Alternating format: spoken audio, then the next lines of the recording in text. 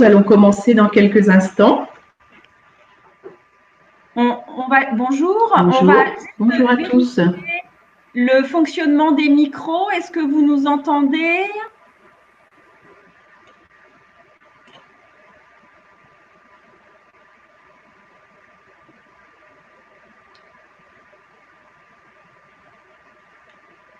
Bonjour.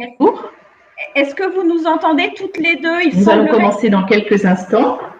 Il semblerait qu'il y a un problème avec mon micro.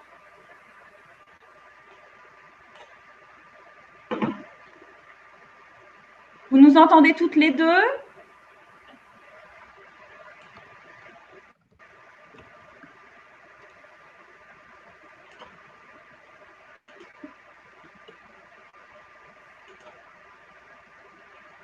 D'accord, très bien.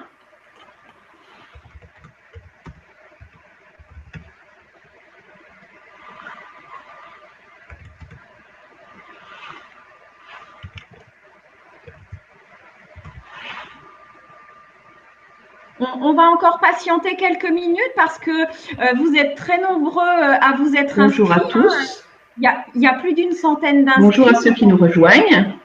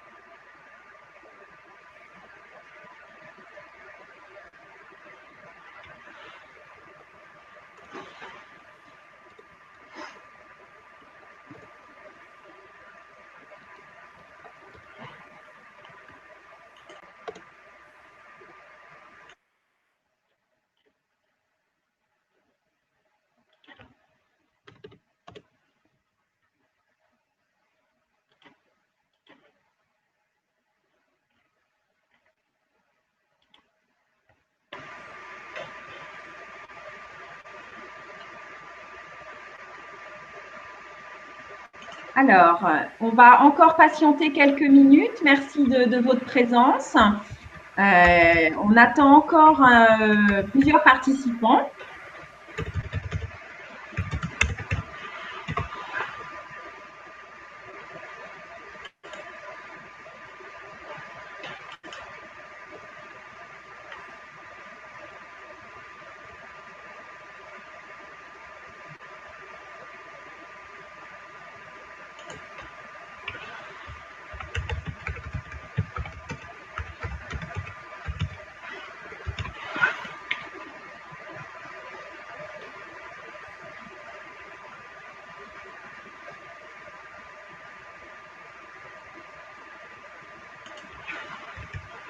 Alors, il semblerait que l'on ait un problème de son entre les deux animatrices.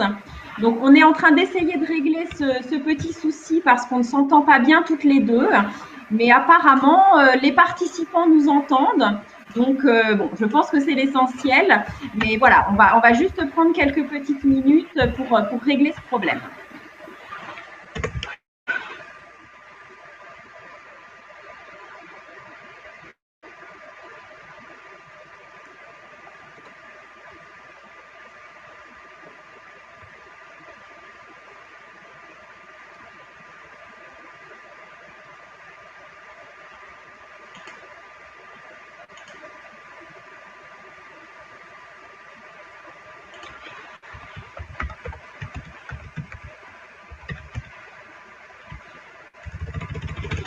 Alors, il y a 57 participants.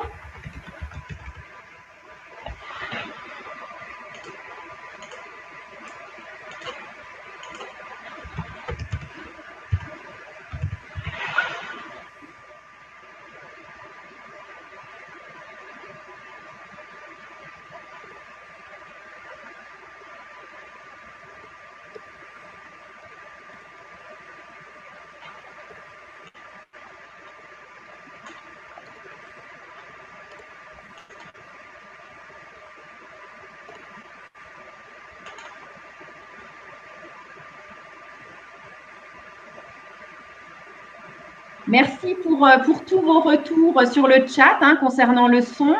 Je pense qu'on ne va pas tarder à commencer parce que là, le nombre de participants n'évolue pas.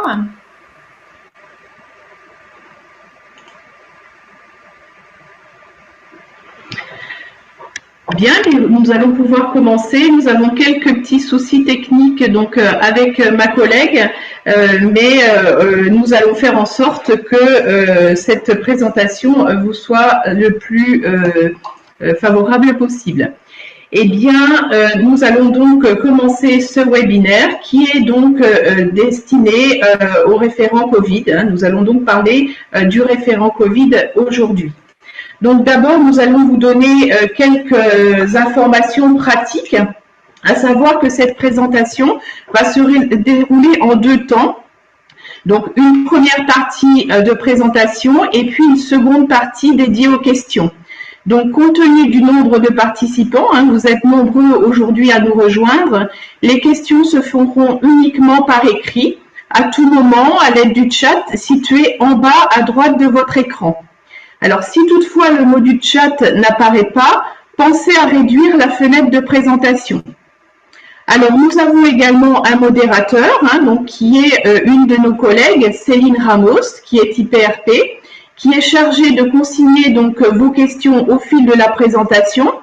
Et puis, elle nous les transmettra de façon à ce que nous puissions y répondre oralement à la fin de la présentation. Donc, le replay de cette présentation de ce webinaire ainsi que le support seront disponibles sur le site de la IST 89 dès demain. Si vous avez des soucis de connexion, préférez le navigateur Chrome ou Mozilla Firefox plutôt qu'Internet Explorer avec qui des soucis de son ont été déjà observés. Alors, veillez à ouvrir et régler vos haut-parleurs pour une écoute optimale. Et vous n'avez pas besoin d'activer votre webcam ou votre micro. Donc, nous vous remercions encore de votre participation et nous vous souhaitons un bon webinaire. Donc, nous allons d'abord nous présenter. Je suis Marie-Noëlle Charrier, je suis IPRP au sein du pôle prévention de la IST 89 et aujourd'hui, j'anime donc ce webinaire avec ma collègue Valérie Lux. Voilà, donc moi je suis donc ergonome au sein de l'équipe prévention également de la IST 89. Merci Valérie. Donc nous vous proposons d'aborder donc les différents points aujourd'hui, notamment donc une information sur la Covid-19, les symptômes, les modes de transmission, et nous vous parlerons également du protocole national de déconfinement. Ensuite, nous verrons pourquoi il faut nommer un référent Covid au sein des entreprises. Qui peut-il être et quelles seront ses missions et comment il pourra les mettre en œuvre. Et puis vous verrez ensuite donc avec ma collègue les mesures de prévention à mettre en place au sein des entreprises pour prévenir la Covid-19 et donc ce sont des mesures de prévention qui sont en lien avec le dernier protocole national donc qui date là, qui est tout récent, qui date du 13 novembre.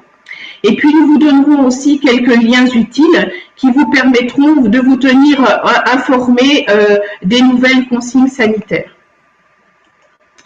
Alors, la Covid-19, comme vous le savez, c'est une maladie virale. C'est le SARS-CoV-2 qui est responsable donc de cette maladie. Les premiers cas ont été identifiés en Chine, dans la ville de Wuhan, et très vite, cette maladie s'est répandue dans l'Europe et dans le monde entier. En France, les premiers cas ont été détectés fin janvier 2020, et puis l'épidémie s'est étendue, et donc il y a eu nécessité de confiner la population française donc au mois de mars, le 17 mars jusqu'au 11 mai, dans un premier temps. Donc, nous vous parlerons du protocole donc, de déconfinement à la suite de cette présentation. Donc, en fait, cette maladie, elle se manifeste de différentes manières en fonction des individus. Les symptômes les plus fréquents sont la fièvre, la toux, la fatigue, mais ces symptômes peuvent être accompagnés de maux de tête, de perte du goût et de l'odorat, de maux de gorge, de courbatures et parfois de diarrhée. Et parmi, je dirais, les symptômes les plus graves, eh bien, on va retrouver des difficultés respiratoires, voire détresse respiratoire qui nécessitera hospitalisation. Donc la durée d'incubation, c'est donc le temps entre la contamination et l'apparition donc des premiers symptômes. Elle varie de 3 à 5 jours et elle peut s'étendre jusqu'à 14 jours. Les personnes infectées peuvent transmettre la maladie avant même l'apparition des signes cliniques. Et puis les porteurs sains, on appelle donc les asymptomatiques, sont également contagieux.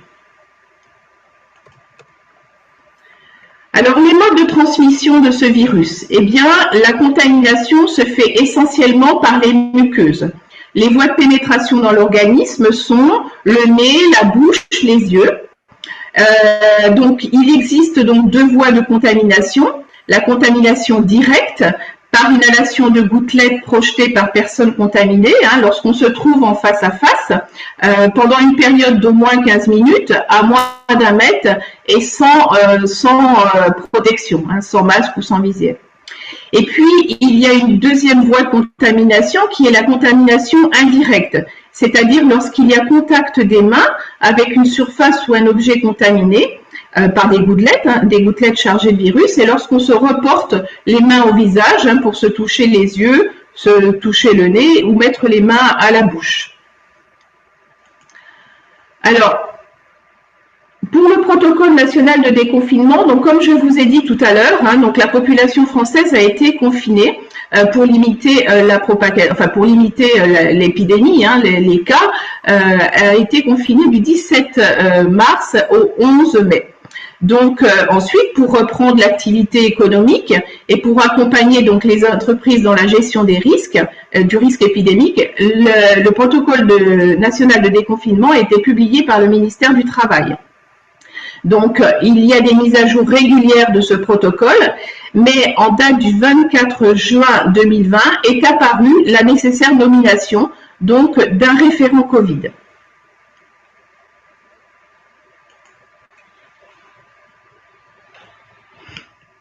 Donc, avant de parler du référent Covid, nous allons donc faire quelques rappels réglementaires, notamment en ce qui concerne les obligations des employeurs. Donc, l'article L4121.1 du Code du travail nous dit que l'employeur doit prendre les mesures nécessaires pour assurer la sécurité et la santé physique et mentale des salariés. Ces mesures comprennent des actions de prévention des risques professionnels, des actions d'information et de formation, et la mise en place d'une organisation et de moyens adaptés. Donc ensuite, il doit veiller à l'adaptation de ces mesures pour tenir compte du changement de circonstances et tendre à l'amélioration des situations existantes. On nous dit également que l'employeur doit faire respecter les mesures de prévention mises en place. La sanction disciplinaire peut être utilisée, mais elle ne peut atténuer sa responsabilité. Donc, face à la Covid-19, l'employeur devra assurer ses obligations. Donc, il devra évaluer son risque sur chaque unité de travail, sur chaque poste de travail, pour chaque situation de travail. Il devra évaluer, eh bien, je dirais, le risque de contamination. Et puis, ensuite, il devra prévoir des mesures de protection pour donc protéger ses salariés et pour éviter la propagation du risque, la propagation du virus dans l'entreprise. Et puis ensuite, il devra effectivement veiller à ce que ces mesures décidées soient bien respectées. Alors, pour répondre à ces obligations, je dirais de moyens et de résultats,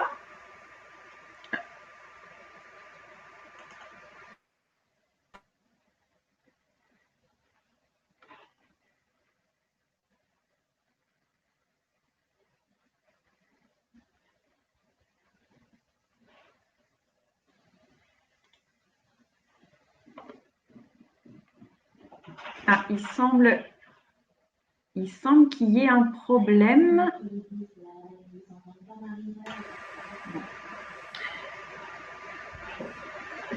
Alors, j'espère que vous m'entendez. Nous avons eu un petit problème de connexion. Excusez-nous. Pour répondre, comme je vous disais, pour répondre à ces obligations de moyens et de résultats, eh bien, il faudra effectivement qu'il s'appuie, hein, c'est nécessaire qu'il s'appuie sur une personne nommée référent Covid. Alors, il y a des obligations des employeurs, mais il y a aussi des obligations pour le salarié. Voilà, donc comme je vous disais, il y a des obligations des employeurs, mais il y a également des obligations des salariés. Donc l'article L4122.1 du Code du travail nous dit qu'il incombe à chaque travailleur de prendre soin, en fonction de sa formation et selon ses possibilités, de sa santé, de sa sécurité, ainsi que celle des autres personnes concernées par ses actes ou ses omissions. Donc, en fait, il faudra non seulement qu'il prenne soin de sa santé, mais qu'il prenne soin également de la santé de ses collègues. Donc, dans le cadre de la Covid-19, ça veut dire qu'un salarié qui présente des symptômes, eh bien, devra s'isoler et appeler son médecin traitant pour se soigner. Et puis, lorsqu'il est en entreprise, eh bien, le salarié devra respecter le protocole, devra respecter la prévention mise en place pour éviter la propagation du virus.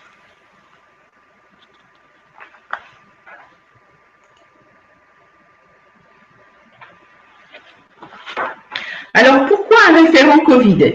Eh bien, par délégation de l'employeur, toujours sous la responsabilité de l'employeur, il va veiller au respect des gestes barrières et du protocole national pour assurer la santé et la sécurité des salariés en entreprise. Donc, il est l'interlocuteur privilégié des salariés et il va travailler en collaboration avec l'employeur, avec les membres du CSE, avec le service de santé au travail et avec les ressources humaines.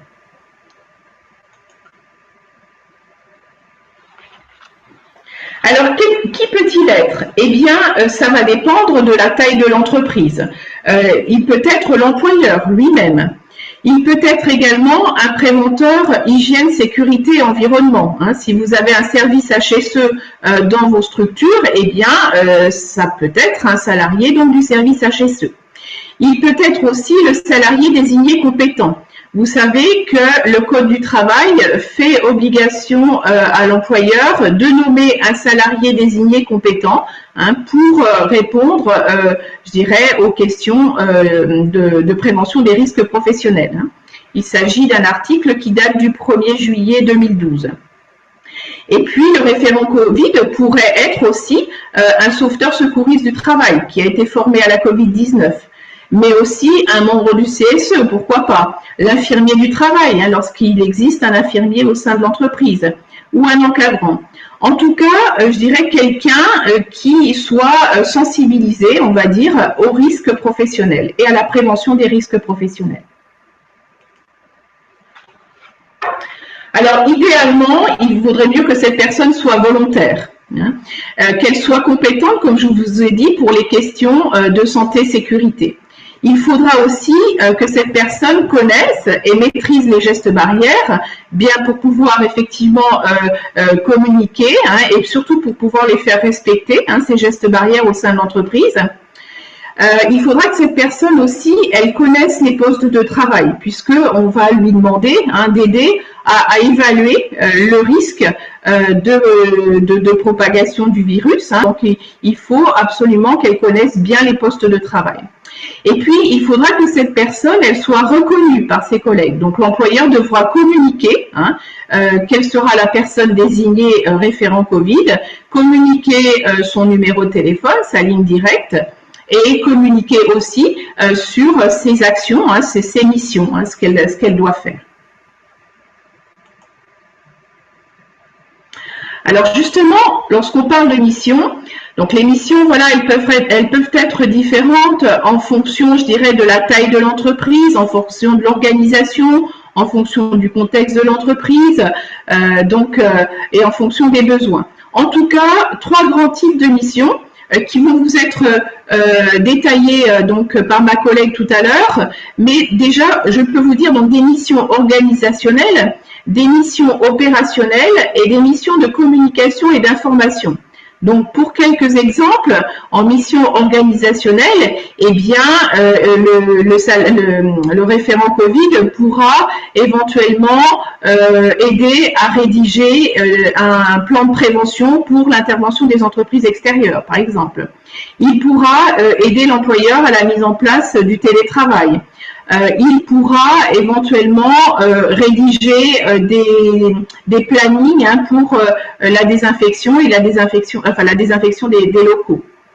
Et puis, en ce qui concerne les missions opérationnelles, ben là, il va participer activement à la mise en place donc des mesures décidées sur le terrain.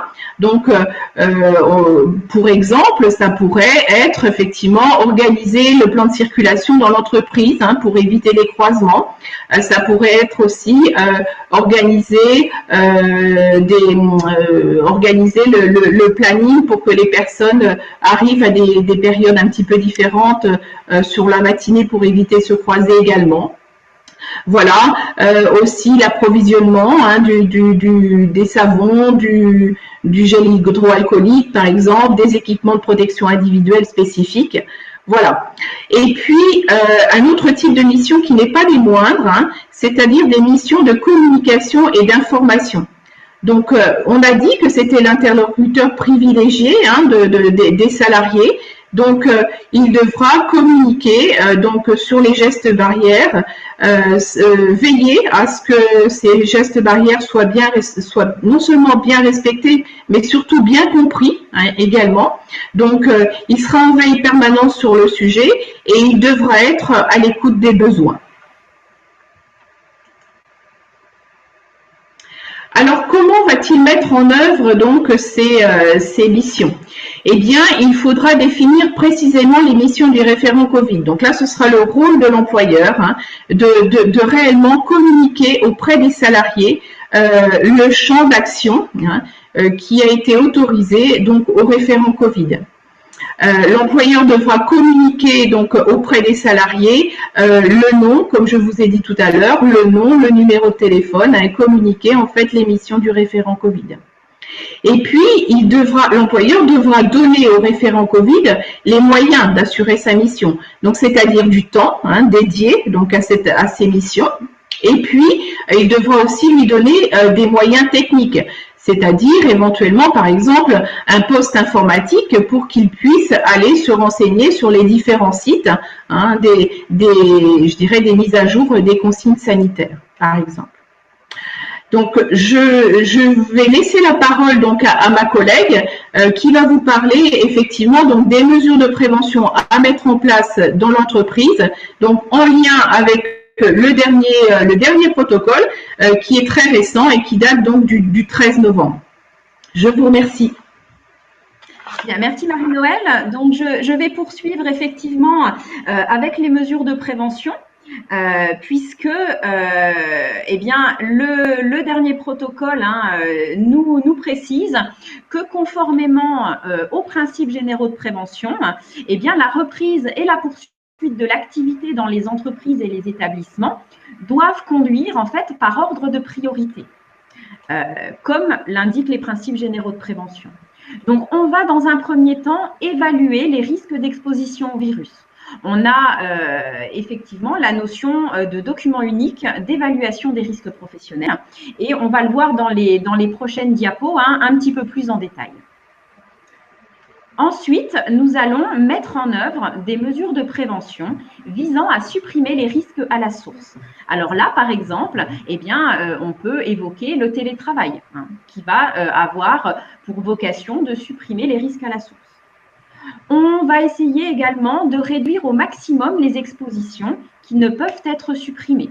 Alors là, par exemple, on va le voir en détail aussi, mais ça peut être les moyens techniques que l'on peut mettre en œuvre ou le fait de limiter les rapports sociaux quand on ne peut pas complètement les supprimer. On va bien sûr essayer de privilégier les mesures de protection collective. Donc ça, c'est valable pour l'ensemble des risques professionnels et donc également pour le coronavirus. Et eh bien, on va mettre en place les mesures de protection des salariés répondant aux orientations du protocole. Alors, je vous parlais effectivement d'évaluer les risques. Eh bien, on va ça va faire écho au document unique d'évaluation des risques professionnels. Alors, le Code du travail nous précise que l'employeur transcrit et met à jour dans un document unique les résultats de l'évaluation des risques. Cette évaluation eh bien, comporte un inventaire des risques identifiés par unité de travail dans l'entreprise ou dans l'établissement. Donc là, on ne va pas faire un focus sur le document unique aujourd'hui, ce n'est pas le but, mais sachez que dans le cadre de votre cotisation à l'AIST 89, eh bien, vous avez accès à Objectif DU, qui est donc un logiciel que l'on propose à nos adhérents pour vous aider à évaluer les risques professionnels. Donc ça, n'hésitez pas à revenir vers nous par la suite pour qu'on vous explique la démarche et comment vous pouvez en bénéficier.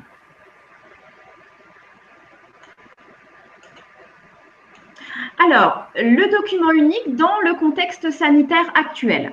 Eh bien, l'employeur doit réévaluer les risques. Donc ça, c'est obligatoire. Vous devez mettre à jour votre document unique en lien avec la Covid-19. Donc, vous devez en fait passer en revue les circonstances pour lesquelles les salariés peuvent être exposés au virus et mettre en œuvre des mesures de prévention nécessaires eh bien, pour éviter ou, à défaut, limiter au maximum le risque. Alors, vous pouvez soit eh bien, considérer le virus parmi les agents biologiques ou alors créer vraiment un risque supplémentaire en intégrant directement la Covid-19. Pour les utilisateurs d'Objectif DU, j'en vois parmi vous, eh bien, vous savez qu'il y a une fiche Covid-19 qui a été intégrée à Objectif DU. Donc, n'hésitez pas à la sélectionner pour vos unités de travail et à évaluer ce risque. Sachant que réévaluer les risques, ça veut dire aussi prendre en compte eh bien, les risques déjà existants, mais qui ont besoin d'être réévalués compte tenu du contexte sanitaire. Par exemple, le risque chimique. On va parler de nettoyage, voire de désinfection. Donc, il y aura un impact sur le risque chimique. Il y aura aussi également un impact sur les risques psychosociaux, par exemple, avec la notion de télétravail ou de visio, audioconférence, par exemple. Donc ça, on ne va pas rentrer dans le détail aujourd'hui, ce n'est pas le but, mais sachez que c'est important et que c'est obligatoire. Et vous avez sur notre site internet un replay d'un premier webinaire que l'on avait fait, typiquement sur ce sujet, c'est-à-dire mise à jour du document unique et Covid-19. Alors, quelles mesures de prévention? On parle de prévention des risques professionnels, c'est important de savoir de quoi l'on parle. Il existe une prévention collective qui va être mise en œuvre en priorité, comme l'indiquent les principes généraux de prévention, c'est-à-dire qu'on va essayer de limiter ou confiner le risque le plus en amont possible et le plus à la source possible. La prévention collective permet de protéger un ensemble, voire l'ensemble des salariés. Et elle doit être mise en œuvre prioritairement à la protection individuelle. Alors justement, la protection individuelle, eh bien, elle intervient lorsque la protection collective est insuffisante ou impossible. Et donc, la prévention individuelle eh bien, se matérialise par un dispositif ou un moyen de protection. Quand on parle de la Covid-19, eh bien, tout de suite, on a en tête le masque de protection respiratoire. Alors, on va rentrer vraiment dans le détail de ce protocole avec la prévention organisationnelle et en l'occurrence, la mesure qui est vraiment mise en avant par le gouvernement dans les deux derniers protocoles, du 29 octobre et du 13 novembre, c'est-à-dire le fait de privilégier le télétravail. Effectivement, le gouvernement évoque maintenant le télétravail comme une action prioritaire et non pas comme une option. C'est-à-dire que les entreprises dont l'activité permet aux salariés de télétravailler, ils doivent le faire le plus possible et si possible même à 100%. Voilà ce qui nous est précisé. Sachant que on garde quand même toujours en tête les autres éléments organisationnels que l'on a déjà évoqués depuis des semaines, des mois maintenant, c'est-à-dire l'application des mesures barrières et le respect de la distanciation sociale. Donc, les mesures barrières, on les connaît maintenant, certaines depuis longtemps, comme le lavage des mains, le fait d'éternuer, de tousser dans son coude, d'utiliser des mouchoirs à usage unique, d'éviter les embrassades, accolades, de se serrer la main. Mais il y a, depuis le mois d'octobre, de nouvelles mesures barrières qui apparaissent et qui sont sur la première page du protocole national. Notamment, je vous en ai mise une, le fait de limiter les rapports sociaux avec la limite de 6 personnes qui a été évoquée. Et puis, on retrouve d'autres pictogrammes que l'on va voir dans le reste de la présentation. Respecter la distanciation sociale, effectivement, ça reste une recommandation forte pour limiter la propagation du virus. Et dans cet ordre d'idées, le protocole national nous dit maintenant que les entreprises doivent supprimer les moments de convivialité.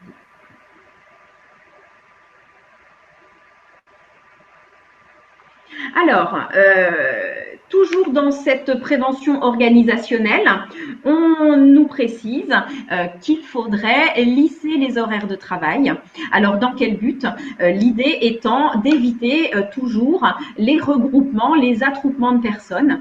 Donc, c'est-à-dire espacer, lisser les horaires d'arrivée le matin et de départ le soir. Pareil pour la pause du midi, l'organiser aussi au niveau des horaires, de manière à ce que les salariés ne se retrouvent pas tous au même moment, au même endroit.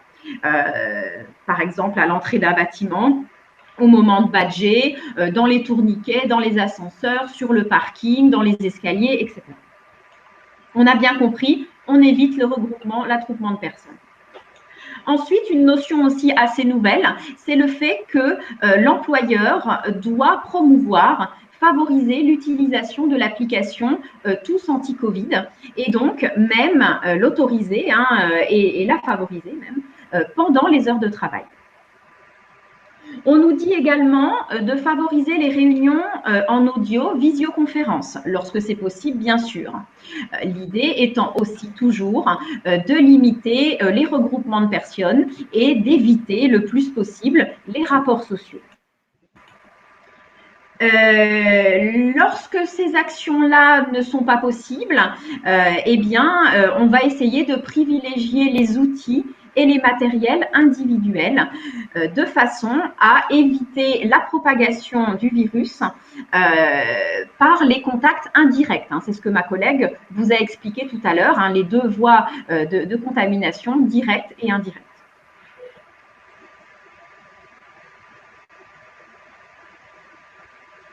On poursuit toujours dans la prévention organisationnelle avec l'aération régulière des locaux. On en entend parler depuis plusieurs semaines également. Maintenant, ça apparaît également en pictogramme comme une mesure barrière avec la recommandation de 10 minutes 3 fois par jour. On retrouve l'organisation de la circulation. Alors ça, c'est quelque chose que l'on a dans le protocole depuis aussi plusieurs semaines, plusieurs mois. Le référent Covid, vous comprenez bien qu'on vous explique tous ces éléments-là parce que c'est très important de les connaître pour le référent Covid, pour qu'il puisse accompagner l'employeur dans la mise en œuvre de ces mesures de prévention.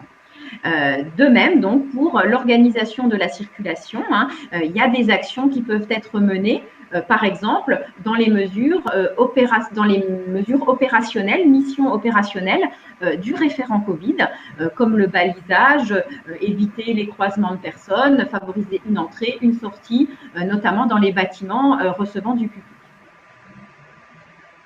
Enfin, la notion de nettoyage, ça c'est très important également. La notion de nettoyage est explicitée aussi dans le protocole, c'est-à-dire qu'en fait, on va avoir une action vraiment de destruction du virus par des produits du coup adaptés, mais qui doivent être mises en œuvre en plus du nettoyage quotidien des locaux de travail comme habituellement. Donc, ça vient en plus de ces éléments-là et il doit y avoir une attention plus particulière pour les zones les plus fréquentées, hein, notamment dans les lieux qui reçoivent du public, par exemple, les bornes d'accueil, les mains courantes des escaliers, etc. Les sanitaires, hein, également, très important. Et donc, même dans les lieux qui ne reçoivent pas du public, les zones les plus fréquentées doivent recevoir un nettoyage avec destruction du virus de manière fréquente.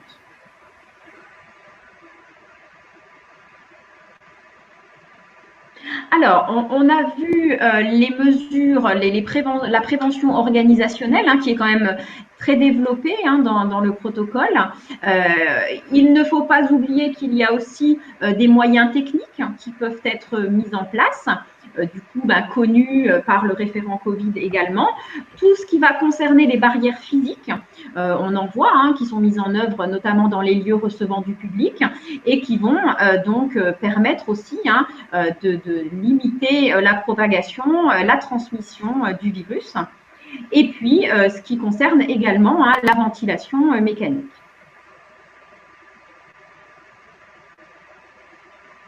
Ensuite, eh bien, comme vous l'avez vu, hein, ça arrive en dernier lieu et après les mesures de prévention collective, la prévention individuelle.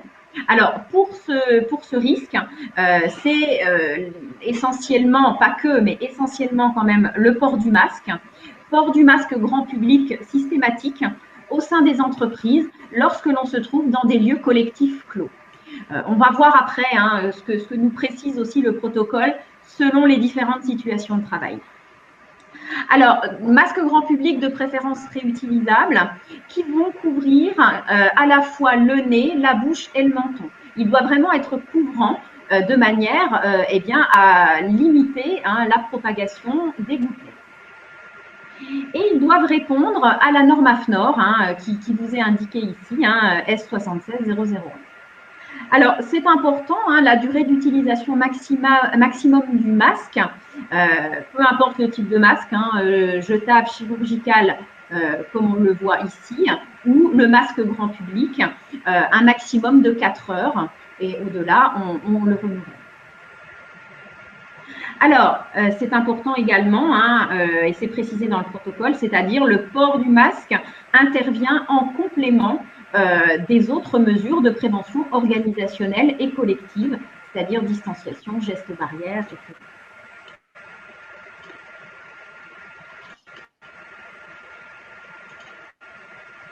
Alors justement, les différentes situations de travail, hein, que je vous évoquais tout à l'heure, eh bien, le protocole nous indique les bureaux individuels. Les bureaux individuels, si le bureau est nominatif, lorsque le salarié est seul, il n'a pas besoin de porter de masque.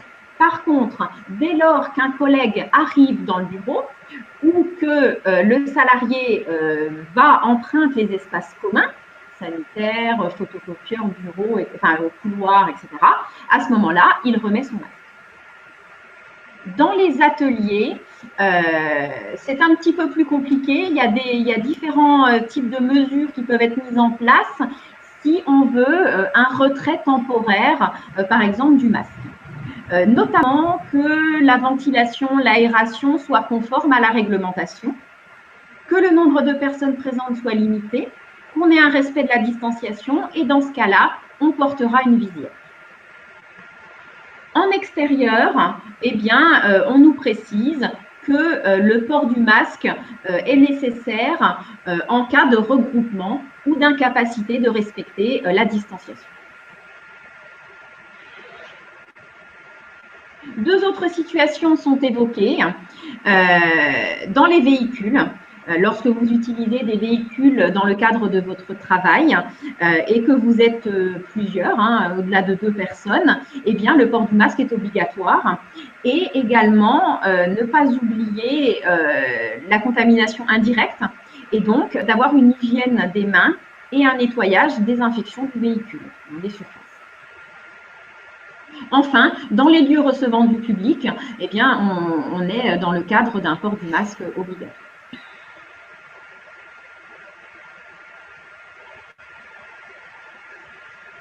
Alors, toujours dans le cadre de cette prévention individuelle, eh bien, on a parlé du masque en premier lieu, mais il n'y a pas que le masque.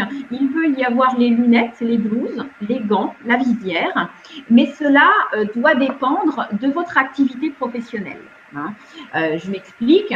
Les gants, par exemple, ils n'ont pas lieu d'être portés pour le grand public parce que parfois, eh bien, ils peuvent donner un faux sentiment de protection, mais les gants doivent avoir un usage bien particulier dans le domaine médical, de soins, d'aide à la personne, par exemple, parce qu'il faut bien savoir les mettre et également les retirer. D'accord ? Dans ce cadre-là, vous avez sur notre site internet des vidéos qui ont été créées par nos infirmiers en santé au travail et qui sont très courtes, qui vous permettent justement à vous, à vos salariés, de voir comment bien se laver les mains de manière efficace, comment retirer les gants, par exemple. Alors, la visière ne doit pas se suffire à elle seule. On ne peut pas remplacer le masque par la visière.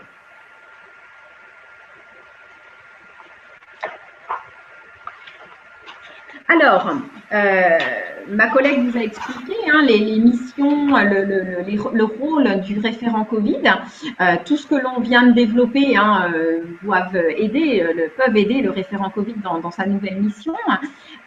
Mais il ne faut pas oublier la prévention humaine, c'est-à-dire que le référent Covid, dans sa mission de communication, d'information, eh bien, doit effectivement faire passer un certain nombre d'informations aux opérateurs, aux salariés, à ses collègues. Alors, par le biais de sensibilisation, de formation, information. Alors, ça peut passer par différentes formes d'affichage, par exemple, d'utilisation d'intranet dans certaines structures, de flash info, de visioconférence, audioconférence, par exemple. Voilà, il y a plusieurs choses qui peuvent être mises en place.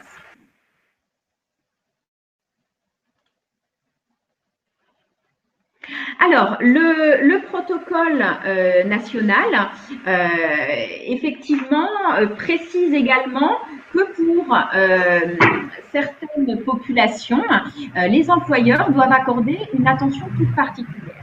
Et notamment, ce point-là a changé dans la dernière version du protocole du 13 novembre, la semaine dernière. Alors, la première catégorie concerne les travailleurs détachés, saisonniers, intérimaires et titulaires de contrats de courte durée. Alors, l'employeur doit s'assurer qu'ils connaissent les modes de propagation du virus, les gestes barrières, les mesures de distanciation physique et de prévention et protection. Alors, ça peut passer, comme on vient de le préciser, aussi à l'aide du référent Covid, par de l'information ou de la formation. Ensuite, la deuxième catégorie de personnes, donc c'est cette partie-là qui a évolué dans le dernier protocole, pour les personnes vulnérables identifiées dans le décret récent du 10 novembre 2020 comme étant à risque de forme grave de Covid-19. Alors, lorsque l'employeur a connaissance de ces situations, alors par exemple, on ne les a pas toutes citées ici, mais vous les retrouverez dans le détail dans le décret, eh bien, par exemple, les salariés âgés de plus de 65 ans ou les femmes au 3e trimestre de grossesse, par exemple, eh bien, l'employeur doit organiser en premier lieu le télétravail, lorsque c'est possible, de manière à supprimer l'exposition.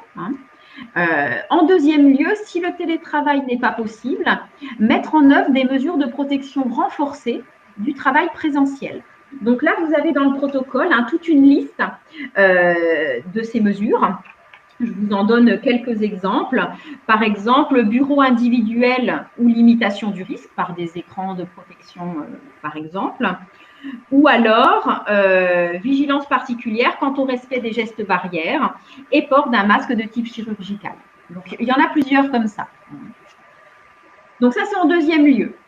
Ensuite, eh bien, si l'employeur ne peut pas remplir ces 2 premières conditions, vient ensuite la dernière possibilité, c'est-à-dire qu'il va placer le salarié en activité partielle sur la base d'un certificat médical que va lui fournir le salarié. Sachant que si le salarié a déjà eu un certificat d'isolement entre la période de mai et août, il n'y a pas besoin d'un justificatif supplémentaire. Il faut savoir quand même que si le salarié est en désaccord avec l'appréciation qui est portée par l'employeur, eh bien, il peut saisir le médecin du travail.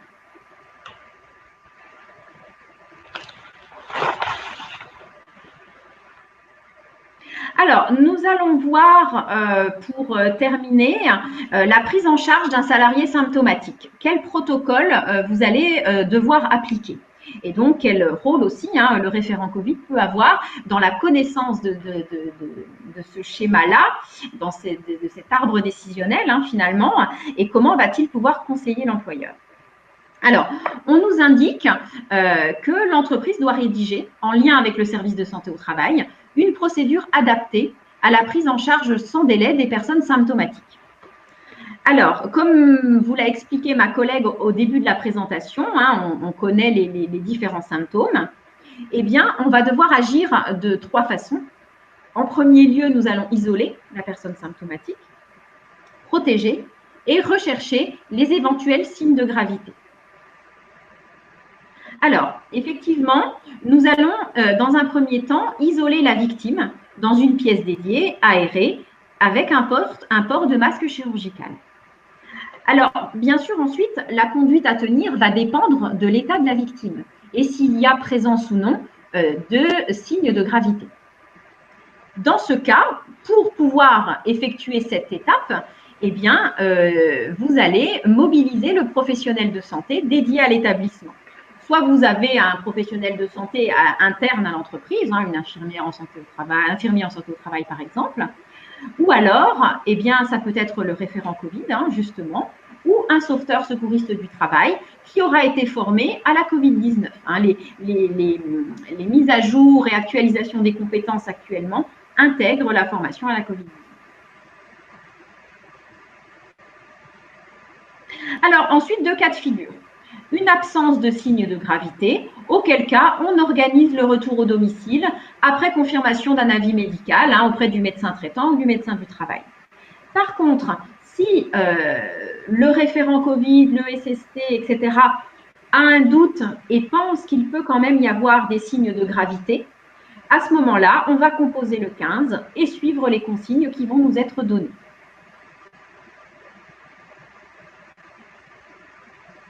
Donc, on va évacuer la victime. Si la victime peut regagner son domicile, l'employeur peut, en concertation avec lui, l'autoriser à rentrer avec son véhicule, solliciter un proche, appeler un taxi. Mais dans tous les cas, on va quand même éviter, bien sûr, qu'elle emprunte les transports en commun. C'est vraiment le dernier recours. Ensuite, le cas Covid-19 est confirmé. Dans ce cas, il y a une identification et une prise en charge des cas, des contacts, qui vont être organisés par les acteurs du contact tracing, le médecin qui prend en charge le cas et les plateformes de l'assurance maladie. Les acteurs du contact tracing peuvent s'aider, s'appuyer sur les matrices que peut réaliser le référent Covid, par exemple. De même, le médecin du travail peut faciliter l'identification des contacts et leur qualification. Alors, on va schématiser un petit peu tout ça parce que c'est parfois un petit peu complexe aussi à appréhender. Vous avez cet arbre décisionnel. J'ai des symptômes, que dois-je faire? Alors, dans l'immédiat, on l'a dit, personne symptomatique s'isole, consulte et ensuite réalise un test. Pendant l'isolement, le test est positif. Dans ce cas, je m'isole 7 jours à partir du début des symptômes. Après 7 jours d'isolement, donc le test est positif, j'ai de la fièvre après les 7 jours d'isolement, je poursuis mon isolement pendant 48 heures après la fin de la fièvre. Ensuite, je consulte mon médecin. Si après les 7 jours d'isolement, je n'ai pas de fièvre, j'arrête mon isolement et pendant une semaine, j'évite le contact des personnes vulnérables et je porte un masque. Donc l'isolement a une durée effectivement de 7 jours à partir du début des symptômes lorsque l'on a un test positif. Par contre, si j'ai été symptomatique, je me suis isolée, j'ai consulté, je fais un test, le test s'avère négatif, à ce moment-là, j'arrête mon isolement sur avis de mon médecin. Il y a donc, ça c'est le cas de figure de la personne là qui va par exemple avoir un test positif, hein, on voit la démarche ici. Il y a ensuite les cas évalués à risque, les cas contacts, donc qui vont être pris en charge et placés en isolement pendant une période de 7 jours. 7 jours pleins à partir de la date du dernier contact avec le cas confirmé. D'accord? Ça, c'est important, hein. On prend en compte le dernier contact que vous avez eu avec la personne positive. Et on réalise un test au 7e jour. Donc ça, c'est pour les cas contacts. Donc vous voyez, il y a différentes, effectivement, décisions à prendre selon la situation dans laquelle on se trouve. Et différentes durées, du coup, hein, au moment du test, d'isolement, etc. Vous avez ce type d'arbres décisionnels qui sont disponibles sur les sites que l'on va vous préconiser, justement, que je vais vous détailler, que l'on a appelé les liens utiles. Je vais d'ailleurs terminer cette présentation par ces éléments-là, notamment le site du gouvernement où on a un ensemble d'informations officielles qui concernent le coronavirus et qui sont mises à jour assez régulièrement. De même pour le site du ministère du Travail où il y a une foire aux questions qui est assez riche par thématique et qui est aussi mise à jour régulièrement. Vous avez bien sûr le protocole national, hein, le dernier, mis à jour le 13 novembre, qu'on vous conseille bien sûr de consulter, hein, notamment pour les référents Covid aussi. Le guide et les préconisations de l'OPTBTP, hein, également qui peut être utile selon votre secteur d'activité. Le site de l'INRS, hein, l'Institut national de recherche et de sécurité au travail, qui a aussi une foire aux questions qui est assez riche. Et puis, vous avez également, hein, je vous en ai parlé au long de notre présentation, du site de l'AIST 89, sur lequel on a donc des replays, des vidéos, et puis sur lequel on tient à jour aussi toute une partie sur la Covid-19. Voilà, on en a terminé pour cette présentation. Vont suivre les réponses à vos questions. Donc là, ce que l'on va faire, on va se rapprocher de notre modérateur qui a donc compilé vos questions pendant l'ensemble de la présentation. Et on va essayer d'y répondre du mieux possible, sachant que on a toutes vos adresses mail, on sait qui a posé les questions. Et donc, si jamais on ne peut pas répondre à toutes les questions, soit par manque de temps, soit parce que on n'a pas la réponse là tout de suite, on ne manquera pas de vous répondre par mail. D'accord ? Alors, je vais prendre connaissance du chat. Alors, on va peut-être pas y répondre forcément dans l'ordre, mais on va faire au mieux.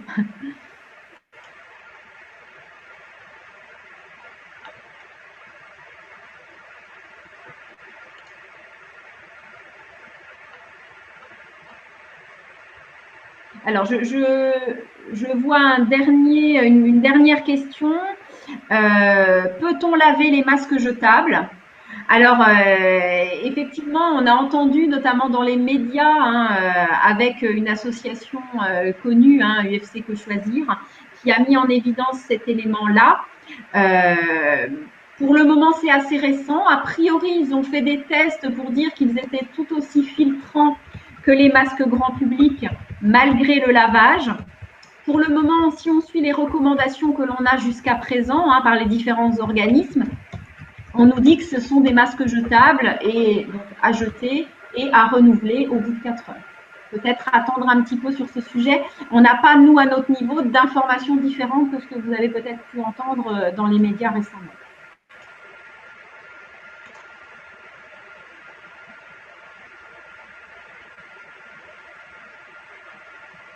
Alors,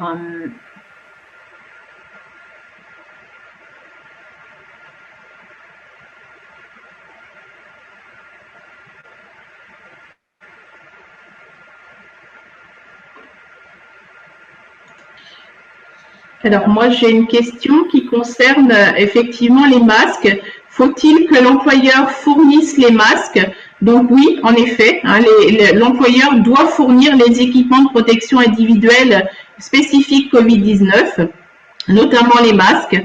Et nous avions une question concernant effectivement la durée du port du masque sur la journée. Fallait-il 2 masques par jour? Donc en effet, lorsque nous sommes en milieu confiné, fermé, donc le port du masque donc est obligatoire et donc il est mieux effectivement de le changer toutes les 4 heures.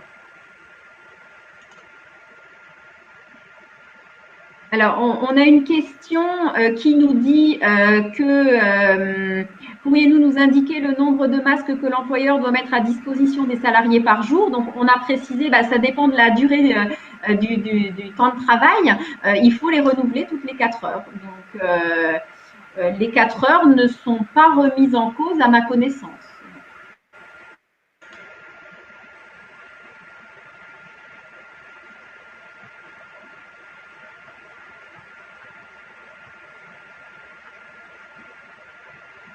Alors, j'ai une autre question. Mon entreprise est dans un bâtiment où se trouvent d'autres entreprises. Le hall, les escaliers, l'ascenseur et les sanitaires sont communs au sein du bâtiment.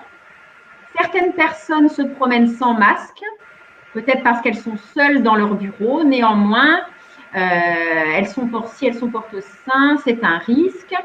Alors, effectivement, c'est ce que précise le protocole que je vous ai dit, c'est qu'à partir du moment où on est seul dans son bureau, on peut retirer le masque, mais dès qu'on est dans un espace commun, collectif, on doit porter le masque.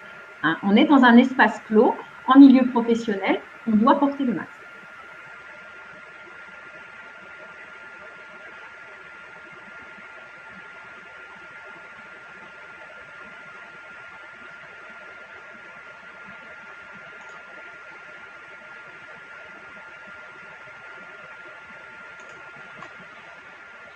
Alors, on nous demande, pouvons-nous avoir un prospectus concernant la protection du Covid pour les distribuer aux salariés?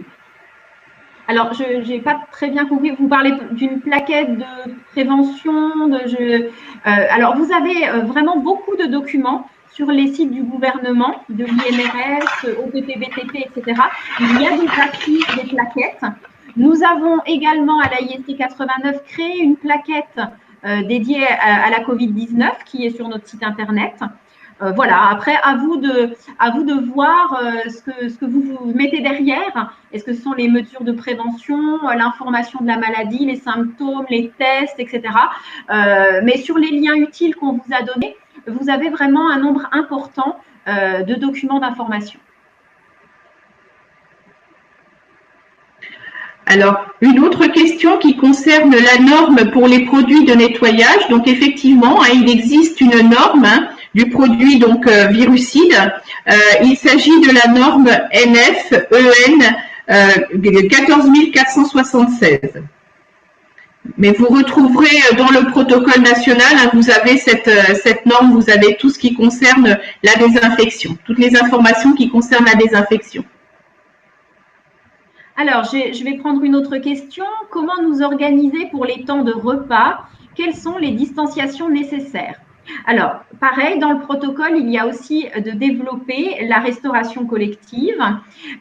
Et si c'est pas, je ne sais pas comment se passe la restauration dans votre entreprise, si ce sont des salles dédiées, fréquentées par plusieurs personnes peut-être, c'est effectivement un point important, sachant que pendant le repas, effectivement, on retire le masque et que donc la propagation des gouttelettes et donc la contamination peut être effectivement plus importante.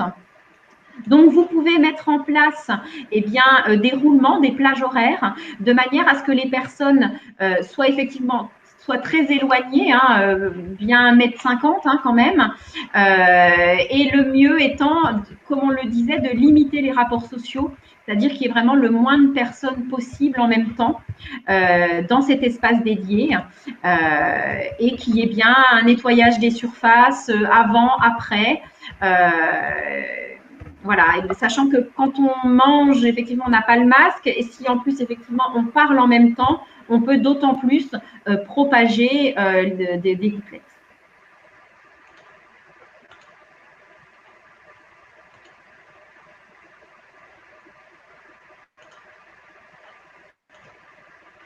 Alors, une autre question, entre le moment de l'isolement et le résultat du test, qui paie le salarié?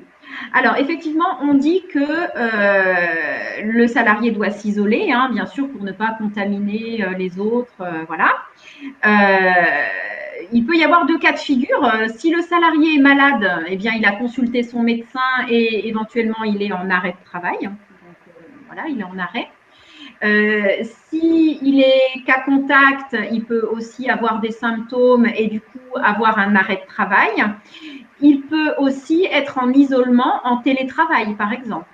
Hein, si on a une personne qui n'est pas symptomatique, qui peut travailler, qui n'est pas malade, il peut y avoir un accord aussi pour que la personne travaille de chez elle et donc soit isolée. Hein, c'est l'isolement qui est important.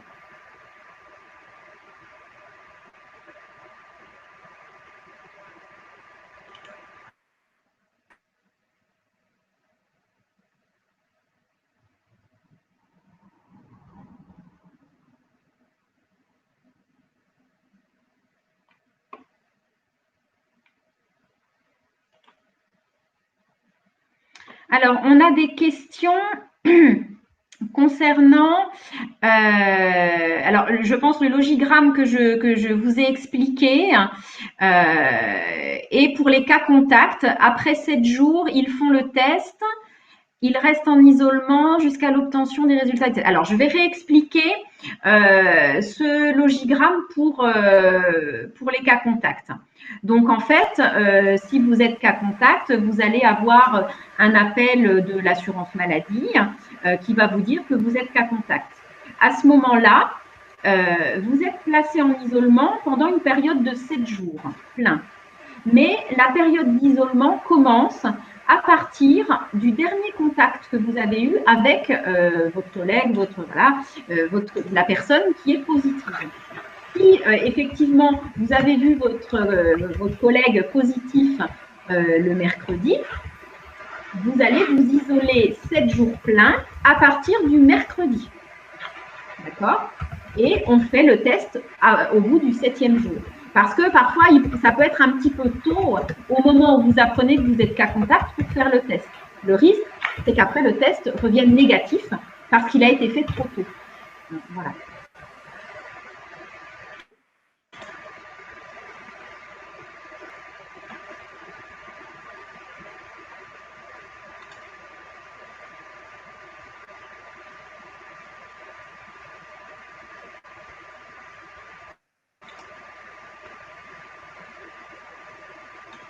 Alors, je regarde un peu le fil de vos questions.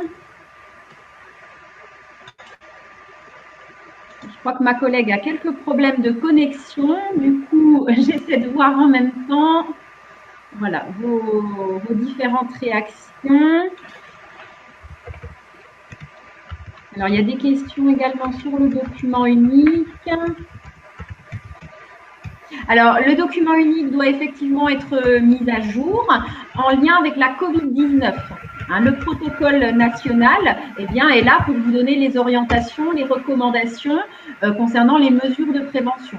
Hein, le document unique, l'obligation, c'est de le mettre à jour en lien avec la Covid-19, c'est-à-dire que ça apparaisse par unité de travail, qu'il y ait une évaluation, un plan d'action, voilà, que ce soit vraiment mis à jour. L'incitation au téléchargement de l'application anti-Covid est-elle bien obligatoire? Alors, tout dépend ce qu'on apprend par obligatoire.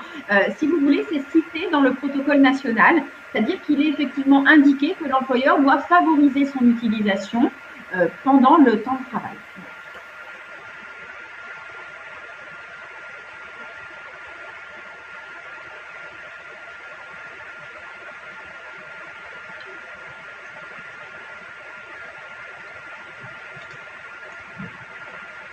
Alors, j'ai une question qui concerne les mairies. Faut-il nommer un référent Covid au sein des mairies?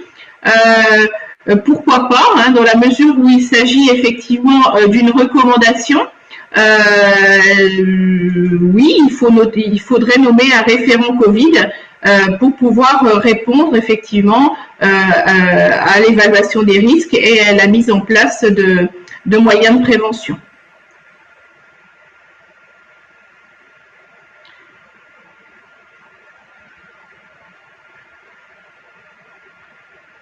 Alors, on a une grande question concernant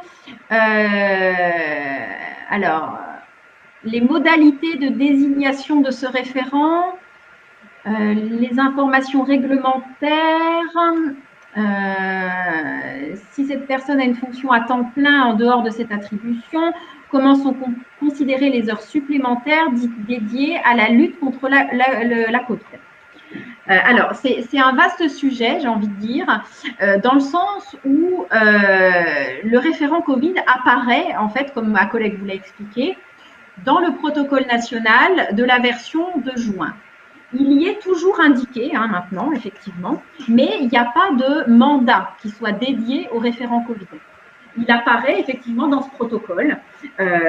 Il est indiqué dans la partie dialogue social dès le départ. Et vraiment, c'est noté, un référent Covid est désigné. Mais il y a effectivement, pour répondre à votre question, il n'y a pas de mandat, rien n'est précisé concernant notamment des heures qui lui seraient dédiées. Alors c'est pour ça qu'on vous disait, il paraît évident qu'il faut formaliser son rôle, ses missions, l'aider à accomplir cette mission. Mais je dirais après, c'est aussi une organisation interne dans le sens où les choses ne sont pas vraiment décrites très clairement, hein, sur ce sujet. Il est là effectivement pour aider l'employeur dans ses missions de santé, sécurité par rapport à ce nouveau risque professionnel. Alors moi j'ai une question qui concerne effectivement l'autocontamination. On me dit il faudrait faire plus de prévention au travail sur l'autocontamination. Nombreuses sont les personnes qui touchent la face externe de leur masque, hein, et ensuite qui peuvent effectivement toucher d'autres surfaces. Donc là, effectivement, pour prévenir ce risque-là, il n'y a rien d'autre que le lavage des mains, hein, fréquent, et puis effectivement utiliser de façon fréquente le gel hydroalcoolique.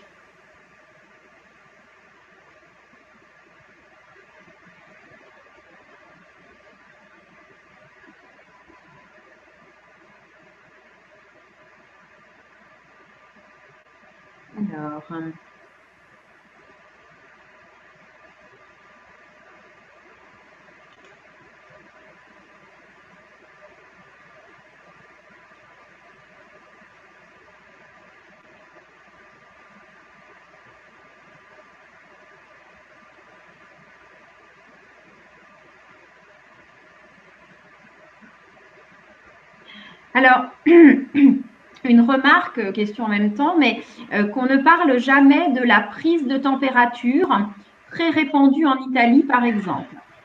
Alors, la prise de température, il y a également tout un paragraphe, hein, dans le protocole lié à cette prise de température qui a quand même évolué. Au début du déconfinement, on a pu voir, hein, des prises de température dans certaines entreprises, commerces, etc. La prise de température est quand même une donnée médicale, c'est ce qui est indiqué, hein, et que elle ne doit normalement pas être faite par un professionnel qui n'est pas un professionnel de santé, et c'est une donnée qui ne doit pas être conservée, ça fait partie d'un dossier médical. Certaines entreprises ont mis en place une prise de température dans l'entreprise, mais qui n'a pas de caractère obligatoire. C'est par exemple le salarié qui veut savoir, voilà, s'il a de la fièvre ou pas, et qui le fait lui-même, et voilà, qui ne communique pas l'information, qui le fait à titre personnel. Mais voilà, ça ne doit pas être en tout cas un élément qui doit empêcher le salarié de travailler. Sachant que en plus, ce n'est pas un symptôme qui est automatique pour un cas positif. Mais regardez, c'est le chapitre 6, hein, du protocole national.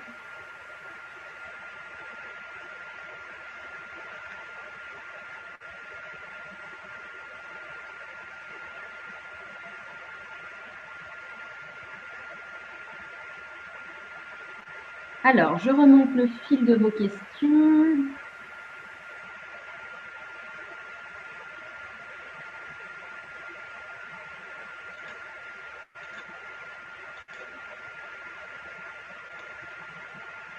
Alors, je vois un agent technique qui fait du ménage, qui est personne à risque. Peut-elle continuer à effectuer ses tâches avec masque, visière, outils individuels? Alors, c'est difficile de répondre comme ça parce qu'il faudrait quand même avoir plus d'éléments sur la situation de travail. Quand vous dites personne à risque, est-ce qu'on est bien d'accord, c'est personnes vulnérables, c'est-à-dire identifiées dans le décret du 10 novembre. Donc ça, c'est à bien vérifier quand même également, hein, puisque tout est listé. Et ensuite, eh bien, je dirais, il faut reprendre ce que je vous ai indiqué sur la diapo que je vais représenter, la diapo ici, à savoir en premier lieu le télétravail, bon, si ce n'est pas possible. On passe ensuite aux mesures de protection renforcées. Et là, après, ben, à voir dans l'analyse de la situation de travail. Si vous avez un doute, n'hésitez pas à prendre contact aussi avec le médecin du travail.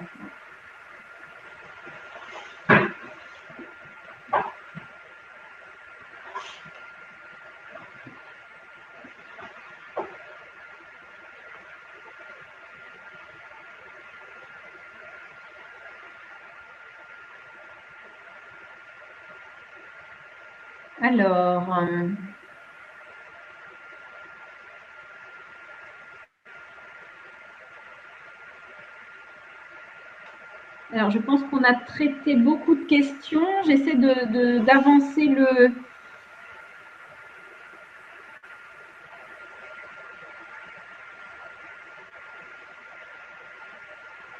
Alors, on a des remarques aussi sur le chat.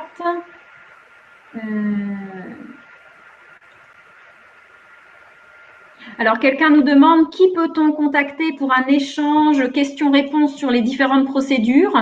Alors, j'ai envie de dire, ça dépend de quelle procédure vous voulez parler. Si c'est un aspect plutôt médical, vous contactez votre équipe médicale hein, via l'assistante médicale dont vous avez probablement les coordonnées. Après, s'il s'agit plutôt de mise en place de mesures de prévention, protection, des conseils, voilà, plutôt de type prévention, vous pouvez contacter eh bien, un IPRP hein, via le standard de notre service.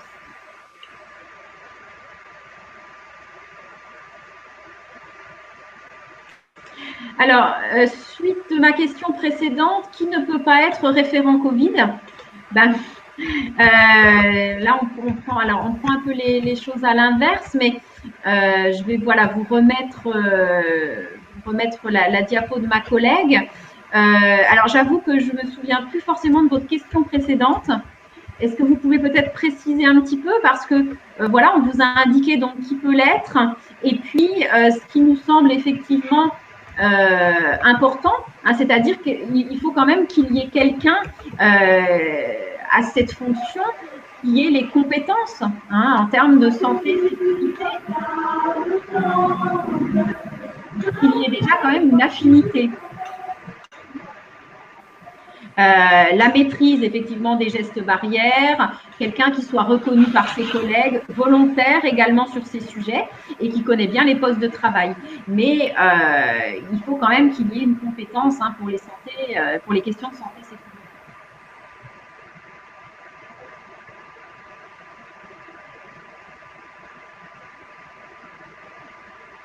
Alors, que doit faire l'employeur si un cas contact ne respecte pas l'isolement? Bonne question, je dirais. Alors, vous avez donc un cas contact dans l'entreprise. Donc, je vais me remettre sur... Je crois que ma collègue a des problèmes de connexion. Alors, dans tous les cas, hein, si la personne… Alors, cas contact, ça veut dire reconnu par la cellule du contact tracing. Hein, on est d'accord.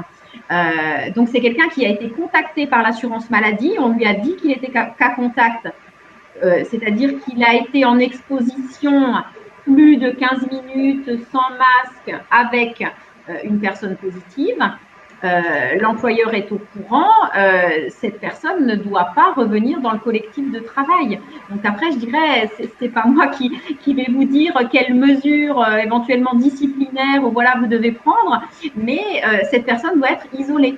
Donc ça, de toute façon, la personne va être sensibilisée par le contact tracing.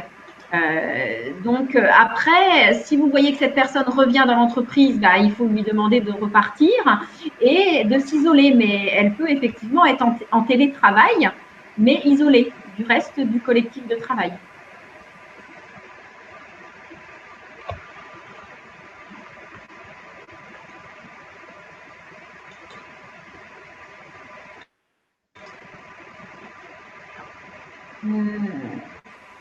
Un employeur peut-il imposer des tests à ses salariés? Alors, non, pas vraiment. Vous ne pouvez pas imposer un test à un salarié. L'idée est de lui faire comprendre l'intérêt de ce test. Hein. Alors, ça peut être vous qui lui expliquez l'intérêt de ce test. Ça peut être le rôle du référent Covid, bien sûr. Si vous avez besoin d'aide, vous pouvez contacter le service de santé au travail, un infirmier, le médecin du travail, de manière à surtout qu'ils comprennent pourquoi il faut le faire. Alors, on va dire que ça peut dépendre de plusieurs situations. Mais dans tous les cas, si quelqu'un ne veut pas faire le test et qu'il est soit symptomatique, soit cas contact, etc., dans tous les cas, il faut l'isoler. Soit vous vous mettez d'accord pour qu'il télétravaille, par exemple, mais il ne doit pas être en contact avec le collectif.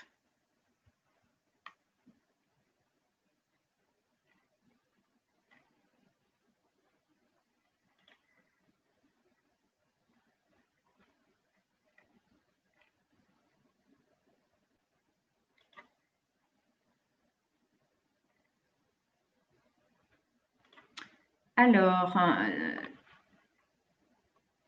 j'ai l'impression que ma collègue n'est plus connectée.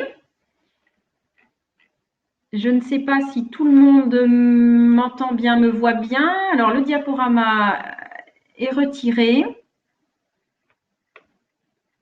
Voilà, j'espère que tout le monde m'entend bien. Ok, très bien, merci. Bon, ma collègue doit avoir des problèmes de connexion, hein, du coup, je vais poursuivre avec notre collègue modérateur qui va m'envoyer du coup les questions.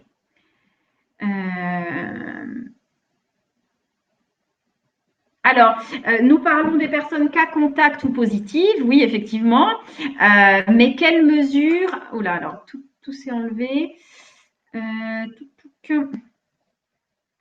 Quelles mesures prendre par rapport à leurs collègues? Donc là, ça fait partie effectivement des mesures de prévention organisationnelle de manière générale. Vous pouvez avoir effectivement un cas contact dans l'entreprise, un cas positif dans l'entreprise, des cas contacts, donc qui eux auront été contactés par la cellule du contact tracing de l'assurance maladie, et puis d'autres collègues qui n'ont pas été considérés comme cas contact. Mais dans ce cas-là, il est quand même conseillé de communiquer tout en conservant évidemment le secret médical, hein, c'est-à-dire que on ne doit pas dire telle personne est positive à la Covid-19, sauf si elle le dit d'elle-même, mais sinon l'employeur n'a pas lieu de le dire. Mais l'idée est quand même de dire, de surveiller ces symptômes éventuellement, et puis de toujours bien appliquer les protocoles en place, et peut-être de renforcer certains protocoles qui peut-être vous jugeriez un petit peu, qui peuvent être améliorés du moins. Voilà, c'est plutôt dans cet ordre d'idées-là.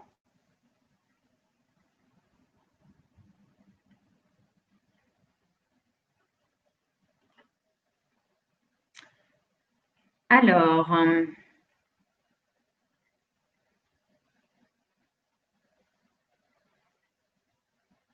on en revient un petit peu toujours aux mêmes questions. Alors peut-être que nos réponses ne sont pas très claires, mais après, il peut y avoir des situations un petit peu compliquées et je comprends bien qu'en tant qu'employeur ou représentant de l'employeur, parfois vous ne sachiez pas très bien dans quel positionnement se situe votre salarié. effectivement, l'idée qu'il faut garder, ce qu'il faut avoir en tête, c'est qu'il faut isoler votre salarié. S'il est dans l'attente du résultat d'un test, qu'il est éventuellement symptomatique, après, il a à un moment donné probablement pris contact avec son médecin traitant, notamment s'il est malade, qu'il a des symptômes. Donc, dans ce cas-là, il sera probablement en arrêt. Après, s'il n'est pas en arrêt, qu'il n'est pas symptomatique, mais dans l'attente du résultat d'un test, dans tous les cas, il doit être en isolement. Voilà, je vais avoir du mal à vous dire autre chose. Après, c'est à traiter en interne selon l'activité de l'entreprise, voir ce qu'il est possible de faire pour que ce salarié soit en isolement.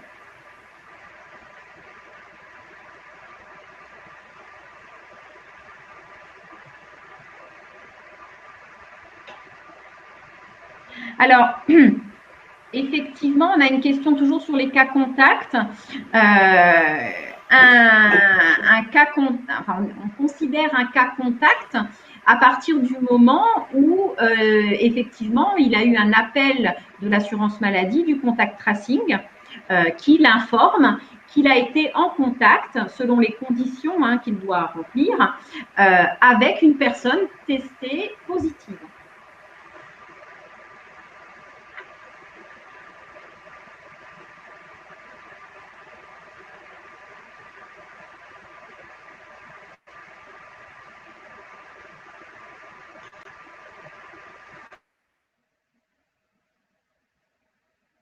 Alors, on a une question pour le coup un petit peu plus médicale sur laquelle je ne m'avancerai pas à répondre parce que je ne sais pas. Avez-vous eu connaissance de personnes ayant eu plusieurs fois la Covid-19 ? Honnêtement, là, je pense qu'il faudrait peut-être plutôt poser la question à un professionnel de santé. On peut entendre un certain nombre de choses. Après, voilà, il y a beaucoup de choses qui se disent. Je pense qu'à un moment donné, il faut des choses factuelles aussi, un résultat de test, des résultats sérologiques, etc.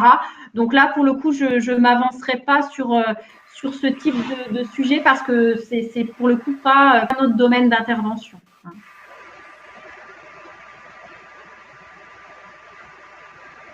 Alors, je ne sais pas si on a répondu à toutes les questions.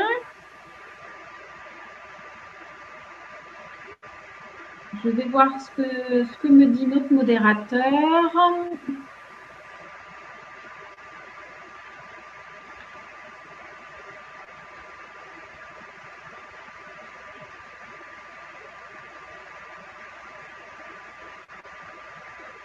Alors, on a une nouvelle question.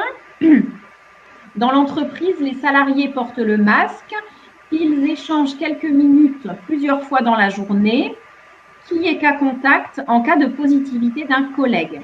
Alors, ce qui est indiqué, c'est effectivement un contact qu'on appelle quand même prolongé, c'est-à-dire c'est à peu près 15 minutes qui est retenu, 15 minutes sans port de masque. Voilà.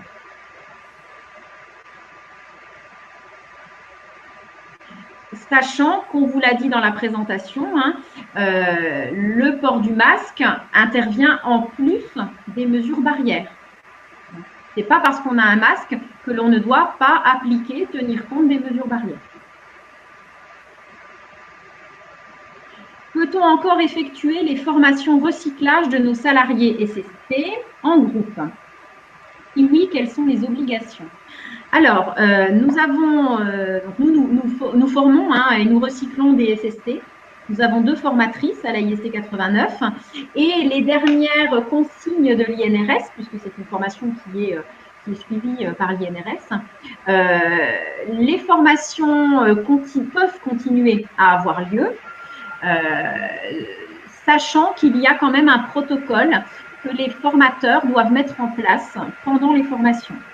C'est-à-dire que notamment, évidemment, les contacts sont limités, donc les cas concrets sont plutôt expliqués, projetés, traités de manière plus théorique que pratique, même s'il y a quand même certains gestes de secours qui sont maintenus avec port d'une surblouse, par exemple, de gants de protection et bien sûr d'un masque chirurgical. mais elles peuvent être maintenues, les formations SST, en groupe également.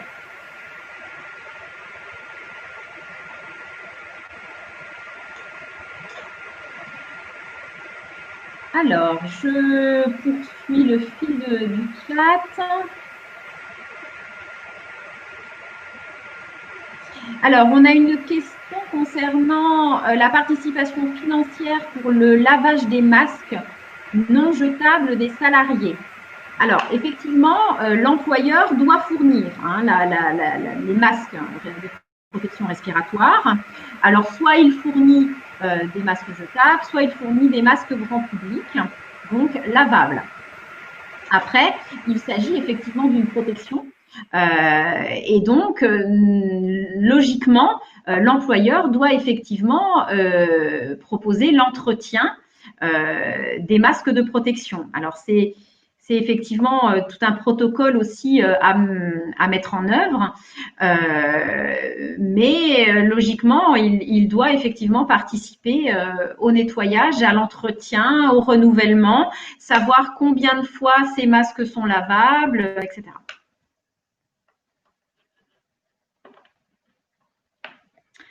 Alors, je regarde la suite.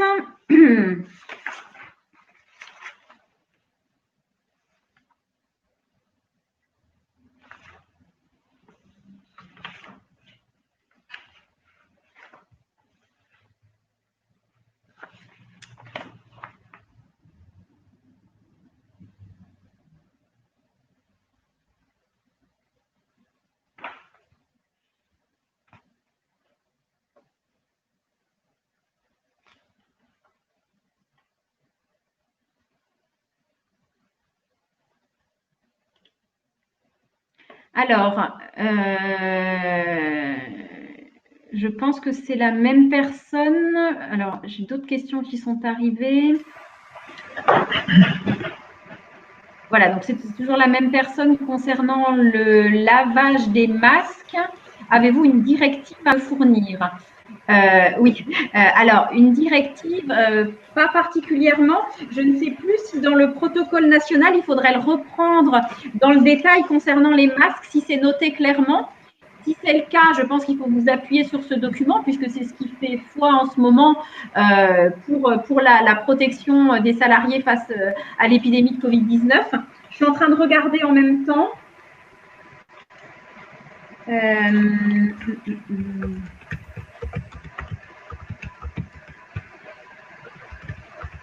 Sinon, je regarderai et puis à ce moment-là, on vous répondra. Hein, je vais regarder avec notre modérateur pour qu'on retienne cette question. On a quelque chose de plus précis.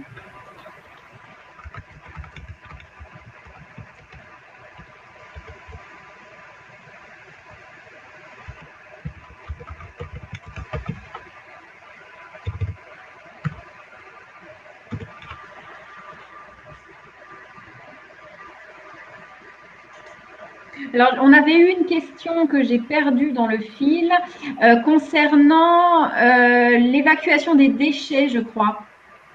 Voilà, j'arrive pas à la retrouver rapidement, mais il y avait une question concernant les déchets. Alors pareil, c'est détaillé également dans le protocole. N'hésitez pas à regarder les déchets susceptibles d'être contaminés dans des poubelles, notamment à ouverture non manuelle.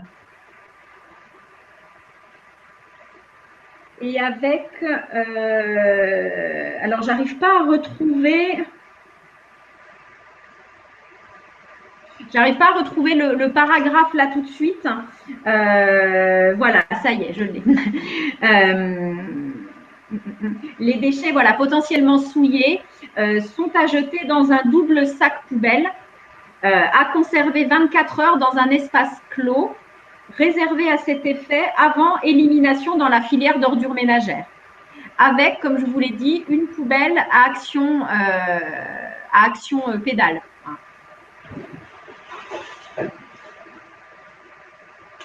Mais donc un double sac poubelle. Et on les laisse 24 heures.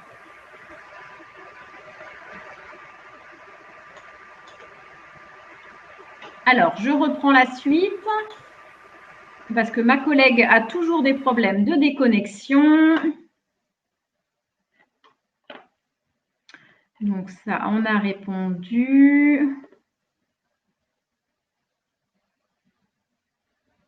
Donc là, il y a des remarques plutôt, notamment sur le rôle du CSE, effectivement. Alors, les cas contacts, je pense qu'on a répondu. Après, il faut peut-être regarder dans le détail les arbres décisionnels. Je vous ai donné les liens utiles également. Donc, n'hésitez pas à les consulter. Du coup, je sollicite notre modérateur, mais j'ai l'impression qu'on a fait le tour des questions. J'ai noté une question à repréciser concernant le lavage des masques par l'employeur.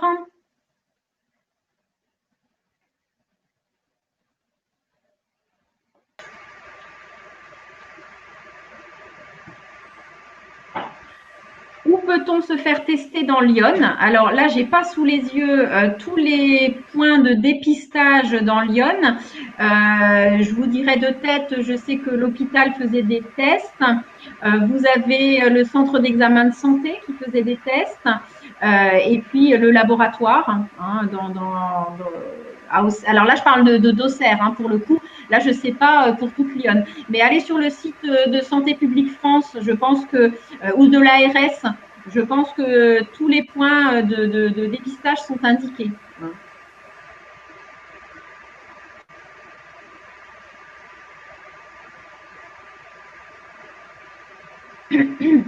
Alors, le référent Covid doit-il être validé par le CSE? Comme je vous l'ai dit tout à l'heure, le référent Covid apparaît dans le protocole, dans la partie, dans le premier point en fait, c'est-à-dire le cadre du dialogue social. Donc, il me semble quand même effectivement préférable d'en parler et de l'évoquer avec les membres du CSE, sachant que ça peut aussi être les membres de CSE référents Covid.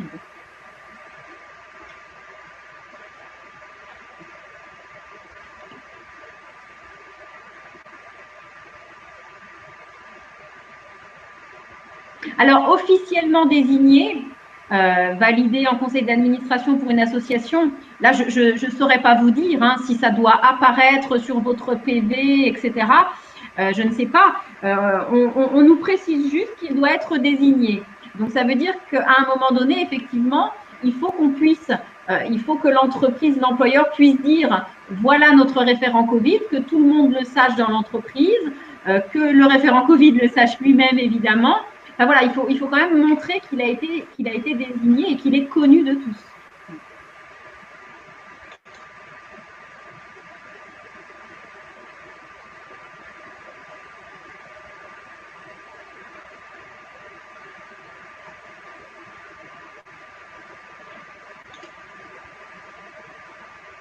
Pouvons-nous obliger les salariés à mettre uniquement les masques fournis par l'entreprise? Alors, obligé. Alors, ce qui est important, c'est que le masque corresponde à ce qui est indiqué, c'est-à-dire qu'il corresponde à la norme. Je pense que c'est peut-être là le sens de votre question, c'est-à-dire si un salarié a un masque qui pour vous ne correspondrait peut-être pas à la norme pour un masque grand public peut-être.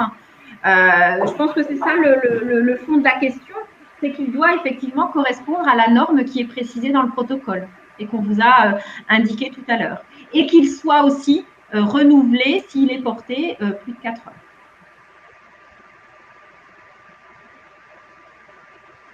Alors, on va prendre peut-être encore quelques questions. Je vois que certains d'entre vous nous ont quittés. C'est sûr qu'il y a des obligations également.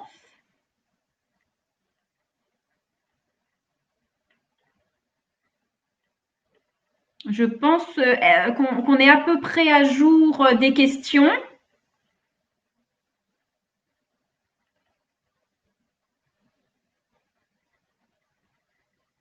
Alors, on a déjà eu tout à l'heure, peut-être que c'était vous, je ne sais pas, une question sur les masques chirurgicaux qui seraient éventuellement lavables.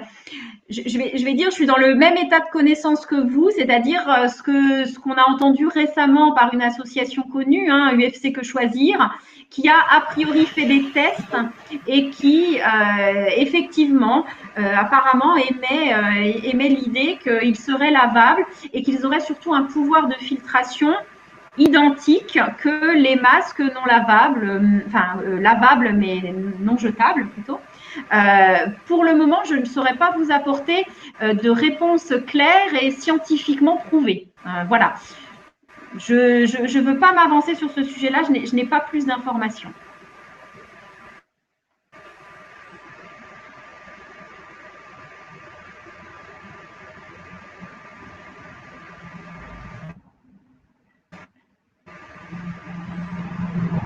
Alors, je vous propose qu'on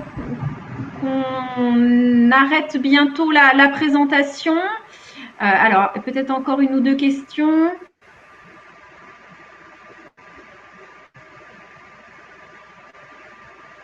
Alors, normalement, si un salarié est testé positif, si un salarié est cas contact, il est contacté par... C'est lui qui reçoit un appel de l'assurance maladie, du contact tracing. Normalement, la démarche se fait dans ce sens-là. De la même manière pour le référent Covid, peut-être qu'il peut être amené à être contacté aussi par l'assurance maladie ou la cellule du contact tracing pour apporter des informations. L'employeur peut aussi être contacté. Mais normalement, la démarche se fait dans ce sens-là.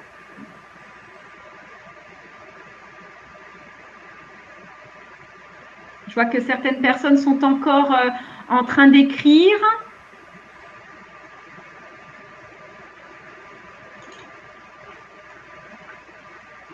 Alors, je rappelle, pour les personnes qui auraient peut-être pris en cours de route, que le replay de la présentation ainsi que le diaporama seront disponibles sur notre site internet, je pense assez rapidement, demain ou maximum lundi. Voilà, sur le site de l'AIST 89. Si vous avez des questions par la suite ou si on aurait manqué une de vos questions ou besoin de précision, n'hésitez pas à contacter pour des questions plus médicales les équipes médicales via l'assistante. Et pour d'autres questions plus d'ordre prévention, mesures de prévention à mettre en place, protocoles, etc., à contacter le pôle prévention via notre standard.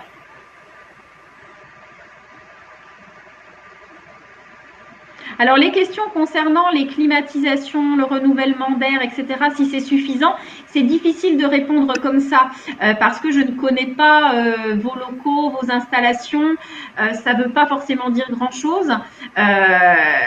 Dans tous les cas, il y a quand même une aération naturelle qui est recommandée, comme une nouvelle mesure barrière.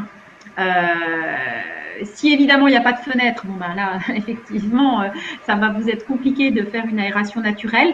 Dans ce cas-là, je pense qu'il faudrait quand même effectivement porter une attention particulière sur la ventilation et s'assurer de son bon fonctionnement par un professionnel, je pense.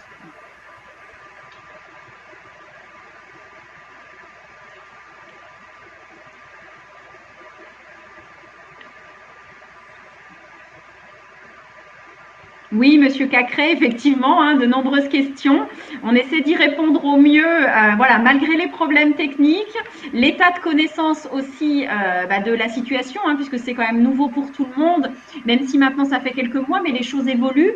Vous avez vu, le protocole national évolue très régulièrement aussi, à peu près tous les 15 jours, ou dès qu'il y a une nouveauté.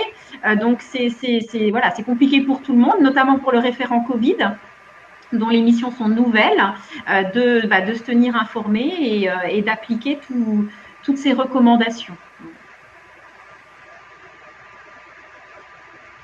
Voilà, écoutez, beaucoup d'entre vous nous ont quittés pour d'autres impératifs probablement. Je vous remercie pour votre participation. Je vous remercie aussi du coup pour ma collègue qui, je pense, a des problèmes de connexion. On espère avoir répondu à un maximum de vos interrogations et comme je vous l'ai précisé, n'hésitez pas à nous recontacter par la suite. Voilà, je vous souhaite une bonne journée, bonne continuation. Au revoir.